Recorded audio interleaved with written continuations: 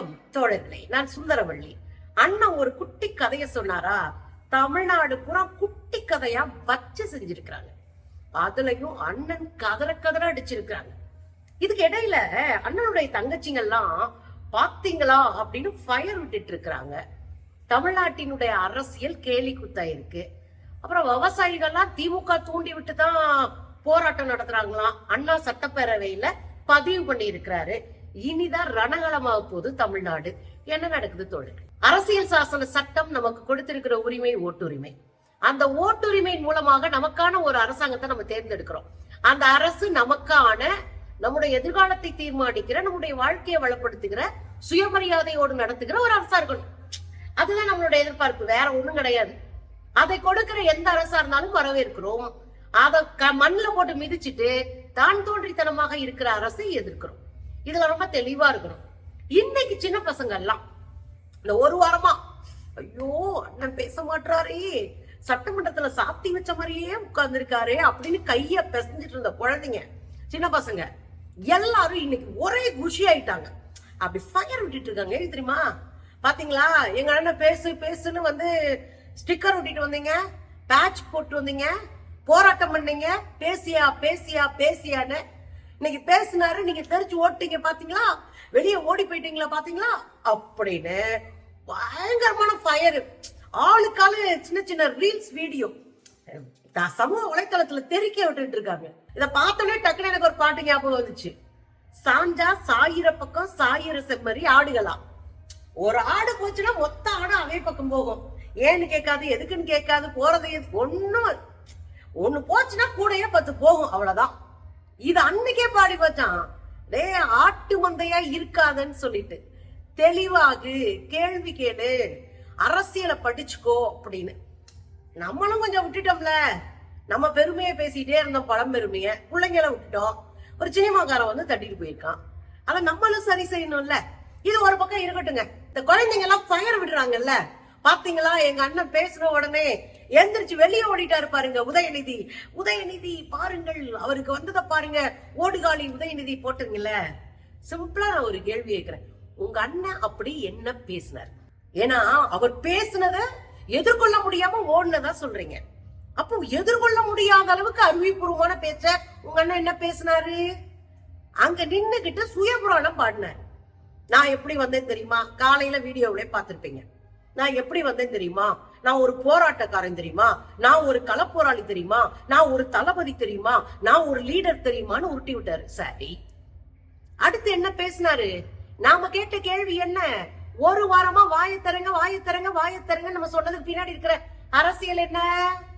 உங்களை போல இந்த ஃபயர் விட்டாங்கல்ல குழந்தைங்க, உங்களை போல 18 வயசு, 20 வயசு, 25 வயசு, 10 வயசு, 3 வயசு குழந்தைங்க தெருவுல நடக்க முடியல. இந்த குழந்தைங்களுக்கு பாதுகாப்பு வேணும். இந்த குழந்தைங்க பாதுகாப்பா அரசு உறுதிப்படுத்தணும். அதைத்தான் நம்ம வாயை திறந்து கேட்க சொன்னோம். வாயை திறந்து பேசுங்க. 230 ஆயிடுச்சு, இன்னைக்கு 240, நாளைக்கு 250 ஆக போகுது, பார்த்து பேசுங்க. இது யாருக்காக பேசணும்? இந்த ஃபயர் விட்ட பாப்பாக்களுக்காக பேசணும். ஆனா இதுக்கு பதில் வந்ததா? அண்ணா அங்க என்ன சொன்னாரு? நாங்க சிங்கப்பெண் படையை அமைச்சிட்டோம், அவ்வளவுதான். ஒரே வரிதான். ரொம்ப வருத்தப்படுறோம், ரொம்ப வேதனைப்படுறோம், ரொம்ப கண்ணீர் விடுறோம், சிங்கப்பெண் படை அமைச்சிட்டோம். நாளே தான். இதை விரிச்சு கூட பேசல. இதுக்கு நான் பொறுப்பேற்கிறேன்னு அண்ணே சொல்லல. தமிழ்நாட்டு பெண்களின் சுயமரியாதை இங்க பங்கமாயிட்டு இருக்கு. அதுக்காக பொறுப்பே ஏற்காத ஒரு முதலமைச்சர். ஆனா குழந்தைங்க ஃபயர் விடுறாங்க, பொண்ணுங்க ஃபயர் விடுறாங்க. அரசியல் கத்துக்கணும்ல. இது பரவாயில்லைங்க. அடுத்து ஒண்ணு சொல்றாரு. விவசாயிகளுடைய போராட்டம் எல்லாம் பாத்தீங்களா? அதை தூண்டி விட்டுதான். யார் தூண்டி விட்டாங்களாம்? திமுக தூண்டி விட்டுதான் விவசாயிகள் போராட்டம் நடத்துறாங்களா? ரொம்ப மோசமான ஒரு சொல்லாட. உழுதவன் கணக்கு பார்த்தா உழைக்கு கூட மிஞ்சாதுன்றது பழமொழி. இந்தியா முழுதும் 3.5 லட்சம் 4.5 லட்சம் பேருக்கு மேல விவசாயிகள் கடந்த 15 ஆண்டுகள்ல தற்கொலை பண்ணி இருக்கிறாங்க. கடன் தொல்லை தாங்க முடியாம தற்கொலை பண்ணி இருக்காங்க. ஒன்றிய அரசு கடனை ரத்து பண்ண முடியாது, அது மாநிலங்களுடைய வேலைன்னு கை கழுவிடுச்சு மோடி அரசு. தமிழ்நாடு அரசு தான் கொஞ்சம் கொஞ்சமா கடனை அடைக்கணும், அவங்களுக்கு உதவிக்கு நிக்கணும். ஓஞ்சும் கெடுக்குது, பேஞ்சும் கெடுக்குது. மழை இல்லாம காஞ்சு போய் கெட்டு போறாங்க, பேஞ்சு கெடுக்குது. அவங்க எங்க போவாங்க?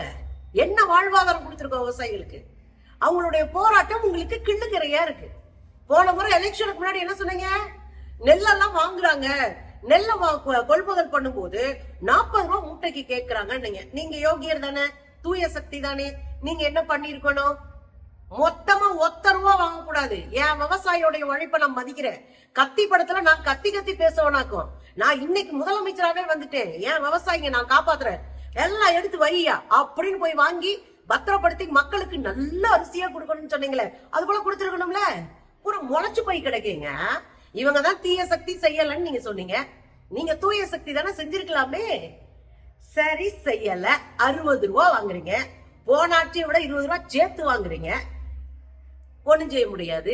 கடனை தள்ளுபடி பண்றேன். நீங்க 1 லட்சம் ரூபாய் வாங்கினா 5000 ரூபாய் தள்ளுபடி பண்றீங்க. இன்னைக்கு என்னடா புது புது ரூல்ஸா கொண்டு வர்றீங்க. அப்படி எந்த ரூல்ஸுமே நீங்க போடல.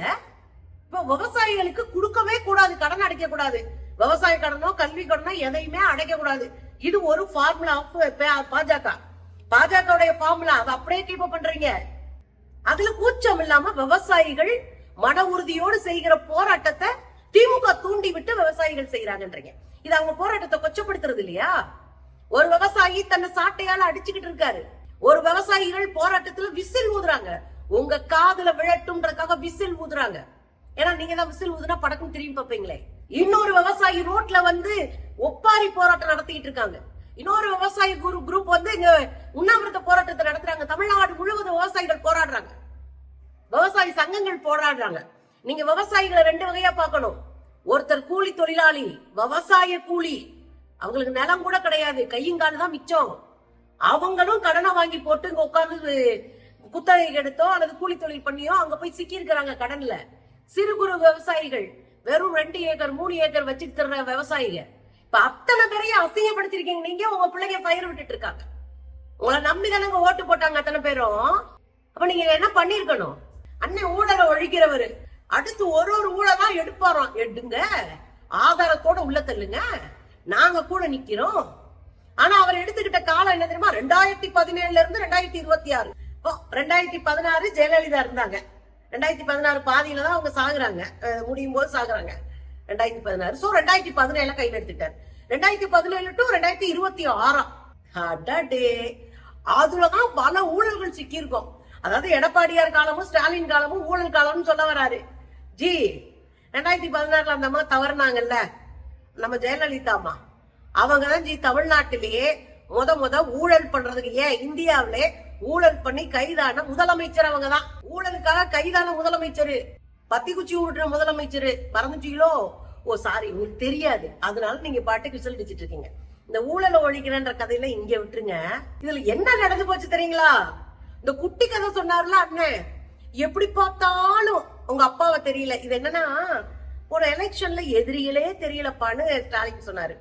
போன 2021 எலெக்ஷன்ல, அதுக்கு பிறகும் பல எலெக்ஷன்ல ஜெயிச்சாங்க இல்லையா, அப்பெல்லாம் கண்ணு கட்ட தூரத்துல ஒருத்தரும் தெரியலப்பா எதிரிகன்னு சொல்லி இருந்தாரு. அதை ஒண்ணு கையில வச்சுக்கிட்டாங்க. அப்பான்னு இவருடைய தோல்வியை கிண்டல் பண்ற மாதிரி கையில வச்சுக்கிட்டாங்க. இதை வச்சுதான் அந்த அப்பா கதையை பில்டப் பண்ணது. டே பார்த்தாலும் உங்க அப்பாவை காணாமப்பா அப்படின்னு உதயநிதியை கிண்டல் பண்ணி ஸ்டாலின் அவர்கள் தோத்து போனதை கேலி பண்ணணும். அதான் அவங்களுடைய நோக்கம். ஆனா இது எப்படி பேக் ஃபயர் ஆயிடுச்சு அப்படின்னா, வச்ச சமூக வலைதளத்துல ஆளுக்காக கேள்வி கேட்க ஆரம்பிச்சுட்டாங்க. சிவசங்கர்னு சொல்லிட்டு முன்னாள் அமைச்சர், அவர் என்ன சொல்றாரு, இந்த அப்பா கதையை தூக்கிட்டு வந்துட்டு, எப்பா எதிர்கட்சி தலைவருடைய அப்பா கதையெல்லாம் கேட்டீங்களே, உங்க அப்பா கதையை பேசலாமா அப்படின்னு கேட்டாரு. அதுக்கு என்ன அர்த்தம்? உங்க அப்பா மாசத்துக்கு ஒரு முறை கூட உங்களோடு பேச முடியவில்லைன்னு பேட்டி கொடுத்திருக்காரு. உங்க அப்பா உங்க படத்தை பயன்படுத்தினா ஜெயில தள்ளிடுவோம் நீங்க சொன்னீங்க 2021. மக்கள் தேடி பாருங்க. சொந்த அப்பனை ஜெயில தள்ளுவேன்னு சொன்னீங்க. அதுக்கு அவர் கொடுத்த பேட்டி, என்னைய தள்ளுப்பா மகனே, நான் பரவாயில்ல, அதுவும் வரலாற்றில் நடக்கிற ஒண்ணுதானே அப்படின்னு உங்களுக்கு எதிராக நின்னாரு உங்க அப்பா. உங்க அப்பாவுக்கு 60வது கல்யாணம் ஒண்ணு நடந்துச்சு. நீங்க உங்க தோழியோடைய நாய்க்குட்டி பிறந்த நாளை கூட போறீங்க, அவ்வளவு நன்றி விசுவாசமானவர். ஆனா பெத்த அப்பங்க அத்தை அத்தாளுக்கு 60வது கல்யாணத்துக்கு தனியா வயசான 2 பேர் உட்காந்து 2 பேர் மட்டும் கேக் வெட்டாங்க. இது பாக்குறதுக்கே மனசு வலிக்கிற ஒரு காட்சி. எந்த பெத்தவங்களுக்கும் அப்படி வரக்கூடாது. அப்படி இருந்தும் ஓ மேல அவதூறு வந்துடக்கூடாதே, பெத்தவங்களை தள்ளி வச்சேன்னு சொல்லிடக்கூடாதுன்னு வந்து வேஷம் போட்டு நடிச்சாங்க. அவங்க கூட அத்தனைகளையும் நடிச்சாங்க. அவங்களுக்காக கண்ணீரை அடைச்சிக்கிட்டு என் மகனுக்காக நான் நடிக்கிறேன்னு நடிச்சாங்க. இதெல்லாம் ஒரு பக்கம் இருக்கட்டும். நீங்க அப்பாவா இருக்கிறதுக்கு முதல்ல உங்களுக்கு தகுதி இருக்கான்னு ஒரு கேள்வி இருக்கு. 2 குழந்தைங்க. அதுல பாப்பா அவருடைய பட்டமளிப்பு விழாவுக்கு அவங்க அண்ணன் போறான், ஜோஷன் போறான். அந்த குழந்தை 2ம் நின்னதை பார்க்கும்போது மனசு வலிச்சு. அவங்க வீட்டுக்காரம்மா அவங்களையும் எதிர்கட்சி தலைவரையும் கேவலமா சேர்த்து வச்சு பேசினா உங்க கட்சிக்காரன் அவ்வளவு ஆபாசமா பேசினாங்க. அன்னைக்கு ஒரு வார்த்தை கூட நீங்க தடுக்கல. நீங்க ஒரு அப்பாவா? கேள்வி வரும்லங்க. உங்க அப்பாவுக்கும் நீங்க நல்லவர் கிடையாது, உங்க குழந்தைகளுக்கும் நீங்க நல்லவர் கிடையாது, உங்க இணையருக்கும் நீங்க நல்லவர் கிடையாது, நீங்க மொத்தத்துல மனுஷனே கிடையாது. அதுதான் உங்க குட்டி கதை உணர்த்துகிற விஷயமே. அப்ப குட்டி கதைய சொல்லி அசிங்கப்படுத்தலாம் நினைச்சா அடுத்தவங்க அதே ஆயுதத்தை எடுப்பாங்கல்ல. நீங்க என்ன ஆயுதத்தை எடுக்கிறீங்களோ அதைத்தானே எதிரியே எடுப்பாங்க. நீ தனி மனுஷனா உங்க அப்பாவை கேவலப்படுத்தலாம் நினைச்சா உன்ன கேவலப்படுத்துவாங்கல்ல. அதுதான் இங்க நடந்து போச்சு. உதயநிதி டக்குன்னு பேசிட்டார். செங்கல்பட்டு ரோட்ல கணவனை தேடிய மனைவி கதை தமிழ்நாட்டுக்கே தெரியும்ட்டாரு. செங்கல்பட்டு ரோட்லன்னா என்ன அர்த்தம்? செங்கல்பட்டு குடும்ப நல நீதிமன்றத்துலதான் இவங்களுடைய இணையர் அந்த அம்மா சங்கீதா வந்து வழக்கு தொடுத்திருக்காங்க. அதத்தான் அவர் குறிப்பிட்டு சொல்றாரு. செங்கல்பட்டு ரோட்ல புருஷனை தேடிட்டு இருந்தே ஒரு அம்மா, அந்த கதை உலகத்துக்கே தெரியும்ட்டாரு. இந்த கேவலமான செய்தியை தொடங்கி வச்சது விஜய். அடுத்தடுத்து ஆளுங்க கேட்க ஆரம்பிச்சிட்டாங்க, எங்கடா உங்க பொண்டாட்டி பிள்ளையெல்லாம் அப்படின்னு தேட ஆரம்பிச்சிட்டாங்க. மக்கள் அதை பதிவா போட ஆரம்பிச்சிட்டாங்க. உங்க அப்பாவை எங்கடா அப்படின்னு போட்டுட்டு இதைத்தாண்டா உன் பையனும் கேக்குறான் அப்படின்னு போட்டிருக்காங்க. இன்னும் சில பேரு ரொம்ப நல்லா போட்டிருந்தாரு, எங்கடா உங்க அப்பாவான்னு கேட்ட உடனே இந்த இருக்காருல்ல அப்படின்னு ஒரு வீடியோ போட்டிருந்தாங்க. எனக்கு ரொம்ப பிடிச்சிருந்துச்சு அந்த வீடியோ. அதுல என்ன போட்டிருந்தாங்க தெரியுமா? உரிமை தொகை, மகளிர் உரிமை தொகை, அதே மாதிரி மகளிர் பேருந்து, கட்டணமில்லா பேருந்து, அதே மாதிரி பெண் குழந்தைகள் படிக்கிறதுக்கு புதுமை பெண், பசங்களுக்கு தமிழ் புதல்வன், நான் முதல்வன், எல்லாத்தையும் வரிசையை படபடன்னு போட்டு இந்த இருக்காருல்ல அப்பா அப்படின்னு போட்டானுங்க பாருங்க. வேற லெவல். என்ன ஒண்ணு புரியுதுங்களா? ஒரு முறை சொன்னாருங்க இவர் ஸ்டாலின், ஏங்க நானே ஆட்சியில் இல்லாட்டினாலும் நானே இல்லைனாலும் என்னுடைய திட்டங்கள் இருக்கிற வரை நான் தான் முதலமைச்சர். அண்ணன் வேணா ஷூட்டிங்ல நடிக்கலாம், அண்ணன் வேணா என்ன வேணாலும் பேசலாம், பில்டப் பண்ணலாம், டயலாக் அடிக்கலாம், ஆனா முதலமைச்சரா இருப்பதற்கு தகுதி வேண்டும், அதற்கு நிதானம் வேணும், மக்களை மக்களா பார்க்க தெரியணும், அனைவரையும் அரவணைச்சு போக தெரியணும். இந்த குவாலிட்டிஸ் இருந்தாதான் தலைவனாவே ஒத்துக்க முடியும்.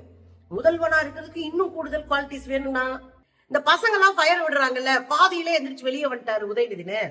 அவங்க பார்ட்டி ஃபண்டு யாரு டாஸ்மார்க் கிட்ட வாங்குறதா ஒரு கதை அளந்து விட்டாரு. யாரு? நம்ம அண்ணன் விஜய். உடனே டக்குன்னு எந்திரிச்சு உங்க கேள்வி கேட்கிறாங்க. பார்ட்டி ஃபண்டுன்னு சொன்னாரு, எந்த பார்ட்டி வாங்கினது, எப்ப வாங்கினாங்க, யாருக்கிட்ட வாங்கினாங்க, இதை நீங்க எல்லாம் சொல்லணும்ல. ஆதாரத்தோட சொல்லுங்க, நாங்க எதிர்கொள்ளுகிறோம். அத நீங்க பாட்டுக்கு வந்து அடிச்சு விட்டு போனீங்கன்னா அது எப்படி நியாயம்? நியாயமா இல்லையா?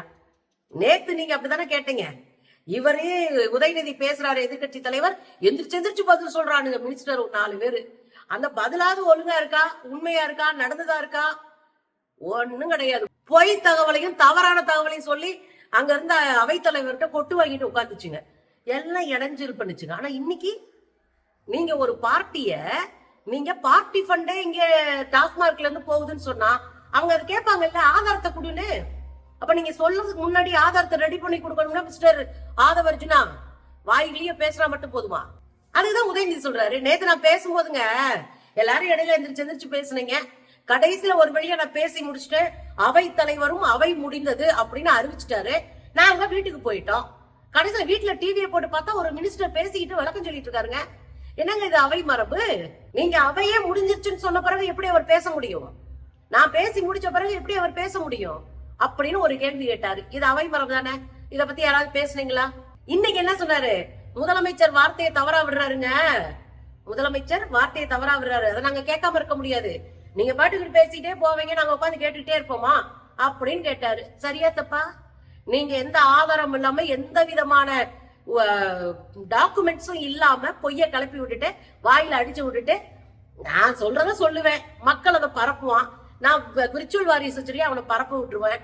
அதுக்கப்புறம் நீங்க தான் அது இல்லைன்னு கதறிட்டு இருக்கணும். எவ்வளவு டெக்னிக்கா நீங்க வந்து வேலை பார்த்துட்டு இருக்கீங்க. ஒரே விஷயம் தாங்க, மக்களுக்கான தலைவன் நேர்மையா இருப்பான்.